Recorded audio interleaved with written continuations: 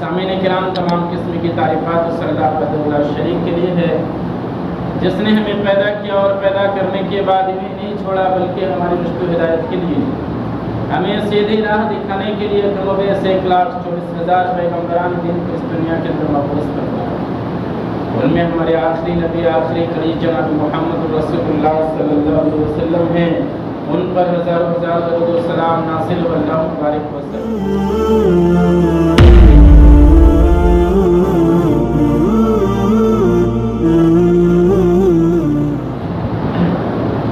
محترم حضرات، اللہ کے رسول صلی اللہ علیہ وسلم نے جب اپنی دعوت کا آغاز کیا، لوگوں نے مخالفت کی، مگر مخالفت کے باوجود دن بدن اسلام بڑھتا گیا اور مشرکین مکہ، کفار مکہ اللہ کے رسول صلی اللہ علیہ وسلم کو ستانے کا نیا نیا طریقہ لاتے رہے، پیدا کرتے رہے اور اللہ کے رسول کو پریشان کرتے رہے، مگر دین بڑھتا گیا۔ سن 6 نبوت کو اللہ کے رسول صلی اللہ علیہ وسلم کے ابھی نبی ہونے کا 6واں سال تھا کہ مشرکین عرب اور کفار عرب کو 4 بڑے بڑے جھٹکے لگے۔ وہ 4 بڑے جھٹکے یہ تھے کہ اب تک مسلمانوں کو بڑا کمزور وہ سمجھتے تھے، لیکن حضرت حمزہ رضی اللہ تعالیٰ عنہ سن 6 نبوت کو اسلام قبول کر لیے، اور حمزہ رضی اللہ تعالیٰ عنہ قریش کے ایک نوجوان اور قبیلہ قریش کے سردار تھے۔ ان کا معاشرے میں بڑا پکڑ، مضبوط پکڑ تھا اور ان کا ایک رتبہ تھا۔ لہذا سن 6 نبوت کو جب حضرت حمزہ رضی اللہ تعالیٰ عنہ اسلام قبول کر لیے تو مشرکین عرب کو ایک بڑا جھٹکا لگا۔ ابھی چند ہی دن ہوئے تھے کہ حضرت عمر فاروق رضی اللہ تعالیٰ عنہ جیسے بہادر شخص نے اسلام قبول کر لیا، اور یہ بھی ایک بڑا جھٹکا تھا کفار قریش کے لیے، کفار مکہ کے لیے یہ ایک دوسرا جھٹکا تھا جو بہت بڑا جھٹکا تھا۔ یہی عمر فاروق رضی اللہ تعالیٰ عنہ اسلام کی دشمنی میں کبھی تلوار لے کر کے نکلے تھے اللہ کے رسول صلی اللہ علیہ وسلم کو قتل کرنے کے لیے، اور کہا تھا کہ رسول اللہ صلی اللہ علیہ وسلم کا خاتمہ، دین کا خاتمہ اسی نیت سے تلوار لے کر کے نکلا تھا۔ لیکن چند دنوں کے بعد حضرت حمزہ رضی اللہ تعالیٰ عنہ کے اسلام قبول کرنے کے چند دنوں کے بعد حضرت عمر فاروق رضی اللہ تعالیٰ عنہ بھی اسلام قبول کر لیا۔ یہ کفار عرب کے لیے، کفار مکہ کے لیے، مشرکین مکہ کے لیے یہ دوسرا بڑا جھٹکا تھا۔ تیسرا بڑا جھٹکا یہ تھا کہ قریش کا ایک نمائندہ اللہ کے رسول صلی اللہ علیہ وسلم کے پاس گیا، جس کا نام عتبہ بن ربیعہ تھا۔ یہ اللہ کے رسول صلی اللہ علیہ وسلم کے پاس گیا اور کہا کہ اللہ کے رسول صلی اللہ علیہ وسلم، میں آپ سے آج چند باتیں کرنے کے لیے آیا ہوں۔ آپ نے کہا کہ یہ کیا ہے؟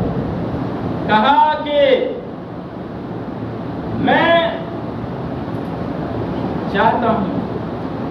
اگر آپ دولت مند بننا چاہتے ہیں تو ہم آپ کو اتنی دولت جمع کر کے دے دیں گے کہ آپ عرب کے سب سے امیر ترین شخص بنیں، اور اگر آپ سرداری چاہتے ہیں تو ہم آپ کو سردار بنا لیں گے اور آپ کے بنا کوئی فیصلہ ہمارا نہیں ہوگا، اور اسی طرح سے آپ بادشاہت چاہتے ہیں،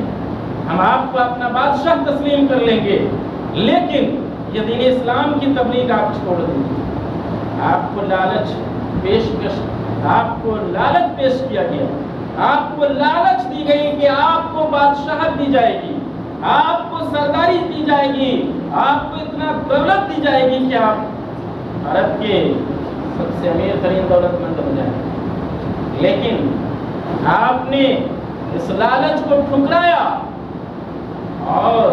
عتبہ بن ربیعہ کے سامنے اللہ کے رسول صلی اللہ علیہ وسلم نے قرآن کی آیتوں کا جب تلاوت کیا، عتبہ بن ربیعہ کی دل کی دنیا بدل گئی۔ وہ دوبارہ واپس کفار مکہ کے پاس گیا تھا، کفار مکہ کا ترجمان بن کر کے آیا تھا، واپس گیا، اس کی دنیا بدل چکی۔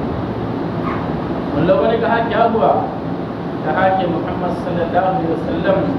کو اپنے حال پر چھوڑا۔ یہ تیسرا جھٹکا تھا کفار مکہ کے لیے کہ لالچ آپ کو پیش کی گئی، بادشاہت، حکومت، سرداری اور دولت پیش کی گئی، لیکن آپ نے ٹھکرا دیا، آپ اپنی دعوت پر، اپنے مشن پر قائم رہے۔ یہ تیسرا جھٹکا تھا۔ چوتھا جھٹکا تھا کفار مکہ کے لیے کہ ابو طالب نے دیکھا کہ میرے بھتیجے کو مارنے کے لیے یہ کفار مکہ کون کون سے سازشیں نہیں کر رہے ہیں۔ کبھی آپ کی کبھی مجھ سے سودا بازی کی جا رہی ہے کہ آپ اپنے بھتیجے کو دے دیجئے، ہم قتل کر دیں گے، اس کے بدلے میں ہم ایک دوسرا نوجوان دیں گے۔ کبھی میرے بھتیجے کے گلے پر چادر ڈال کر کے گلا گھونٹ دینے کی کوششیں کی جا رہی ہے، اور کبھی ابو جہل میرے بھتیجے کو مارنے کے لیے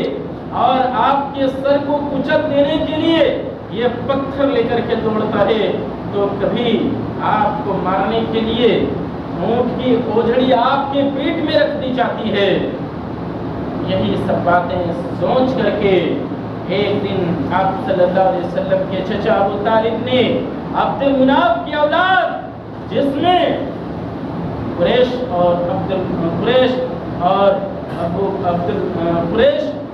قریشی خاندان اور مطلبی خاندان کے لوگ آتے تھے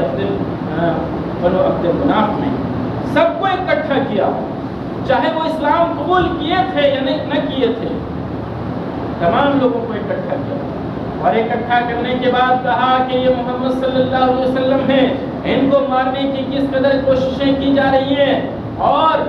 اگرچہ یہ ایک مشن لے کر کے چلا ہے، لیکن یہ تو ہمارے خاندان کا ہے، ہمارا بھتیجا ہے، ہمارے خاندان کا ہے۔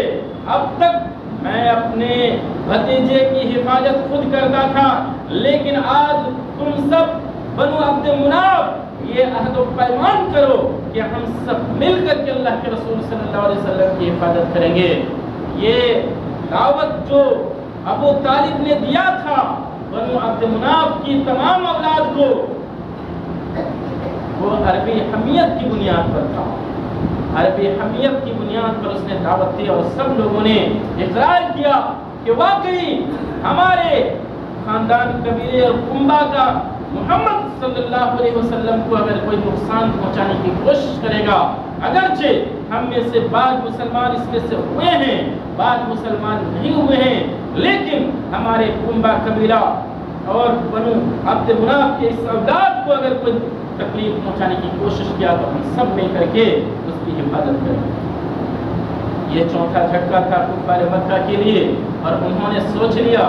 کہ اب اللہ کے رسول صلی اللہ علیہ وسلم کے پالے میں حضرت حمزہ رضی اللہ تعالیٰ عنہ جیسے طاقتور، معزز اور مکرم شخص آ چکے ہیں، اور اسی طرح سے دوسری شخصیت اور بہادر اور شجاع شخصیت عمر فاروق رضی اللہ تعالیٰ عنہ کی آ چکی ہے، اور محمد رسول اللہ صلی اللہ علیہ وسلم نے لالچ کو بھی ٹھکرا دیا ہے، یعنی مشن بڑا مضبوط ہے، اور بنو عبد مناف کی اولاد نے اللہ کے رسول کی حفاظت کی ذمہ داری اٹھا لی، عہد و پیمان کر لیا ہے، لہذا ان کو یہ 4 جھٹکے ایک مہینے کے اندر اندر لگے، ایک مہینے کے اندر اندر 4 جھٹکے ان کو لگے، اور انہوں نے سوچا کہ اللہ کے رسول صلی اللہ علیہ وسلم کو ہم جب چاہتے تھے، جہاں چاہتے تھے تکلیف دے دیتے تھے،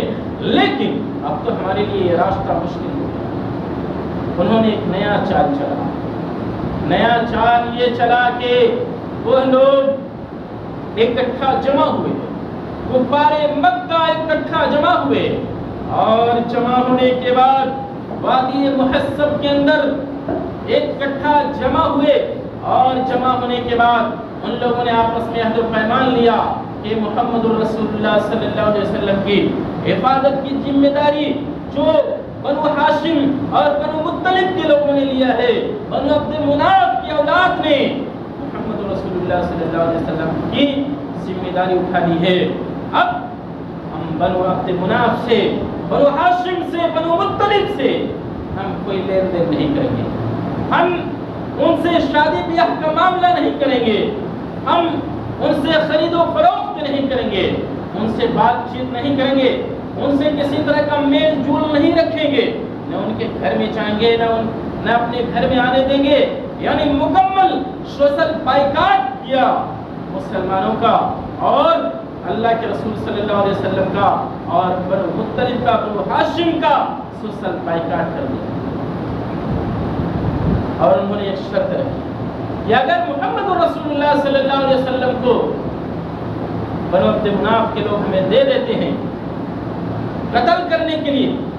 تاکہ ہم محمد صلی اللہ علیہ وسلم کو قتل کر دیں، اگر اس کے لیے دے دیتے ہیں تو ہم یہ عہد و پیمان ہٹا لیں۔ انہوں نے یہ عہد و پیمان لیا اور عہد و پیمان لینے کے بعد اس کو خانہ کعبہ کے دیوار میں چپکا دیا گیا۔ وہ ایک دستاویز اس کا لکھا گیا اور دستاویز لکھ کر کے انہوں نے جو عہد و پیمان لیا تھا اس کا ایک دستاویز تیار کیا گیا اور دستاویز تیار کر کے خانہ کعبہ کی دیوار پر لٹکا دیا۔ اس طرح سے اللہ کے رسول صلی اللہ علیہ وسلم آپ کے ماننے والے اور بنو عبد مناف کا سوشل بائیکاٹ۔ اب یہ لوگ ابو طالب کی ایک گھاٹی تھی جس کو شیب ابی طالب کہا جاتا ہے، یہ تمام کے تمام بنو عبد مناف، بنو ہاشم، بنو مطلب اسی گھاٹی میں جا کر کے بند ہو گئے، اسی گھاٹی میں جا کر کے وہ بند ہو گئے اور ان کے پاس جو کھانے پینے کی چیزیں تھیں ختم ہو جانے کے بعد یہ لوگ مکہ کے بازار سے کچھ خرید نہیں سکتے کیونکہ ان پر سوشل بائیکاٹ کیا گیا تھا۔ مکہ کے بازار سے یہ خرید فروخت نہیں کر سکتے، کوئی چیز کھانے پینے کا خرید نہیں سکتے، مجبور ہو گئے مسلمان، مجبوراً ان کو درخت کے پتے توڑ کر کھانا پڑا